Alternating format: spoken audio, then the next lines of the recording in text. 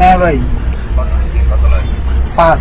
আফতাব হোসেন রিফাত নামে আমার এক ছোট ভাই, মানে অনেক বয়সে আমার অনেক জুনিয়র হবে, তার সাথে আমার 5ই আগস্টের পরবর্তী সময় তার সাথে আমার একটা ভালো একটি সম্পর্ক হয়, ভাই সম্পর্ক আর কি, যেটাকে বলা হয় ভাই ব্রাদারের সম্পর্ক। তো সে আমাকে কল দেয়, তার সাথে আমার এর আগে র্যান্ডমলি কথা হতো, মানে দুষ্টামি করে হাসি চলে অনেক কিছু বলতাম। তো 30শে মে রাত 12:10 বা 15-র দিকে একটা কল আসে আমার মেসেঞ্জারে। তো মেসেঞ্জারে কল আসার পরে আমাকে বলতেছে যে ভাইয়া কোথায় আছেন, আমি বলছি বাসায় আছি, প্রচন্ড বৃষ্টি পড়ে। পরে বলতে ভাই এরকম এরকম বন্দরের বিষয়, এরকম বন্দরের আন্দোলন, এই সে 5 লাখ টাকা। আমি বলি ভাই বন্দর নিয়ে তো অনেক কিছু হয়, ঠিক আছে এগুলো থেকে ইয়ে করো না, না ভাই আমাকে 5 লাখ টাকা দিয়েছে, আমি এগুলো নিয়ে বাসা যাইতে পারতেছি না, আমার বাসায় এগুলো নিয়ে যাওয়া যাবে না, আপনি একটু টাকাগুলো একটু লালখান বাজার থেকে নিয়ে যান, আমি কালকে নিয়ে যাব। আমি কই কিরে তুমি দুষ্টামি করে কই, আমি কি টাকা আরো বাড়ানো নাও না, মানে আমি আসলে দুষ্টামি করে তখন কথা বলতেছি, এত সিরিয়াস না, কারণ ওর সাথে সবসময় র্যান্ডমলি কথা হয়। আর্থিক কেলেঙ্কারি ও গুরুতর দলীয় শৃঙ্খলা ভঙ্গর অভিযোগের প্রাথমিক সত্যতা ফোনে এনসিপির চট্টগ্রাম মহানগর শাখার যুগ্ম সমন্বয়কারী নিজামুদ্দিনের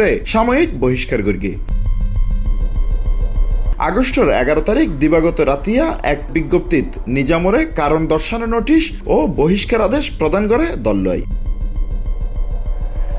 এর আগে আগস্টের 10 তারিখ সামাজিক যোগাযোগ মাধ্যমত ছড়াই পড়া উগ্র ভিডিও বন্দর কেন্দ্রিক আন্দোলন দমাই বললাই 5 লাখ টাকা চাঁদা লওয়ানোর পাশাপাশি আরো 5 লাখ টাকা দাবি করতে শোনা যায়। যদি মিরভাইয়ের আন্দোলন বন্ধ না করে তখন কি করবো? হ্যাঁ, ওনারা তো বললো এরকমই। হ্যাঁ ভাই, 5।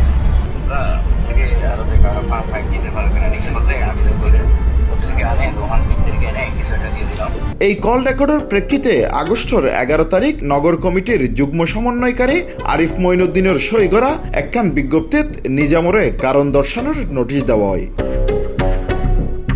তবে অভিযুক্ত নিজামুদ্দিনের দাবি ইয়ান মে মাসের ঘটনা এবং জোরপূর্বক রেকর্ডিং করা হইল। রিফাত নামে এক ব্যক্তিরে মারধরের সময় প্রতিদ্বন্দ্বী পক্ষ এই রেকর্ডটান গর্গি বলে জানাইয়ে তিনি। পরে আপনার তখন আমি জানতে পারি যে আমি যখন লালখান বাজারের দিকে যাই, যা দেখি যে ও চোখে মুখে পানি, পরে আমি জানতে পারি যে ওকে আপনার আগ্রাবাদের এদিকে তার সহযোদ্ধা যারা আছে তারা তাকে মানে জোরপূর্বক তার থেকে কি করে ভিডিওটা নেয়। আপনি দেখেন আমি যখন কথা বলতেছি তখন মানে আমার কথা রেকর্ডের জন্য 5-6টা মোবাইল উপরে ধরে রাখছে এবং তাকে যেভাবে বলছে সে সেভাবে আমার সাথে কথা বলছেন। তো পরে আমি যখন রিফাতকে আমি বলি যে ভাই এটা কি হয়েছে আমাকে একটু বলো, যে ভাই এরকম তারা আমাকে 11টা সাড়ে 11টার দিকে আমাকে কল দেওয়ার পরে আমাকে বলতেছে আপনারা আগ্রাবাদ মসজিদ নাকি একটা না, ওইখানে আসো রিফাত, তোমার সাথে কথা আছে। রিফাত যখন ওইখানে যায় দাঁড়ায় প্রায় 1-1.5 ঘন্টার মতো অপেক্ষা করতেছে ওদের জন্য যারা দেখা করতে চাচ্ছে। প্রায় 12:10-15 দিকে যখন ওরা এসে রিফাতকে প্রথম বলতেছে কেমন আছো, এসে বলে নাকি ওকে নাকি শর্ট থাপ্পড় মারে, এটা হচ্ছে রিফাতের অভিযোগ। তো পরে তাকে জিম্মি করে কল রেকর্ড করা হয়, যেটা মানে সম্পূর্ণ উদ্দেশ্য প্রণীত। তো আমি পরে এটা জানার পরে ওদেরকে বলতে চাই বিষয়টা কেমন হলো, ভাই এটা আমাদের ভিতরে ইয়ে হয়েছে, আমি জাস্ট আপনাকে একটু ট্রাই করার জন্য বা এরকম কিছু। তাই কই ঠিক আছে, কিন্তু এটা তো ঠিক হয় না। আমি রিফাতের সাথে অনেক দুষ্টামি করি, কিন্তু অনেক দুষ্টামি করে তার সাথে কথা বলি।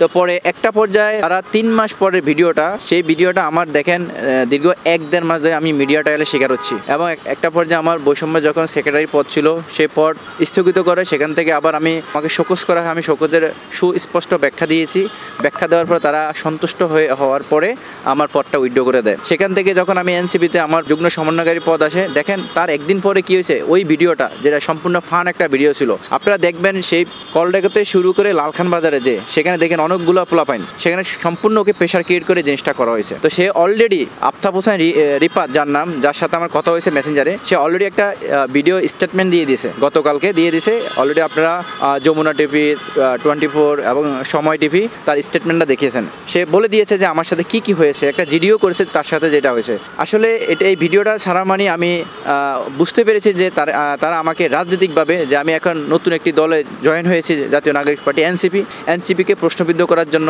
এনসিপির প্রতি মানুষের যে ভালোবাসা, যে এনসিপি আপনি যেমন আমাদের জুলাই যে পদযাত্রা দেখেন, সেখানে আমাদের জনস্রোত মানুষ এই দলটাকে বেছে নিয়েছে। তো এই এনসিপিকে তারা প্রশ্নবিদ্ধ করার জন্য পরিকল্পনাভাবে এই ভিডিওটা গতকালকে সোশ্যাল মিডিয়াতে ছেড়ে। নিজামর বিরুদ্ধে এর আগেও 2 কোটি টাকা চাঁদা নোফাইরে এক ব্যবসায়ীরে পুলিশত তুলি দিবর অভিযোগ উঠিল। দলীয় শৃঙ্খলা ভঙ্গ ও আর্থিক অনিয়মের অভিযোগে বহিষ্কৃত হইলেও অভিযোগ অস্বীকার করিয়ে নিজামুদ্দিন। এখন সাইবর বিষয় চূড়ান্ত তদন্তে তার ভাগ্যে আসলেই কি ঘটে।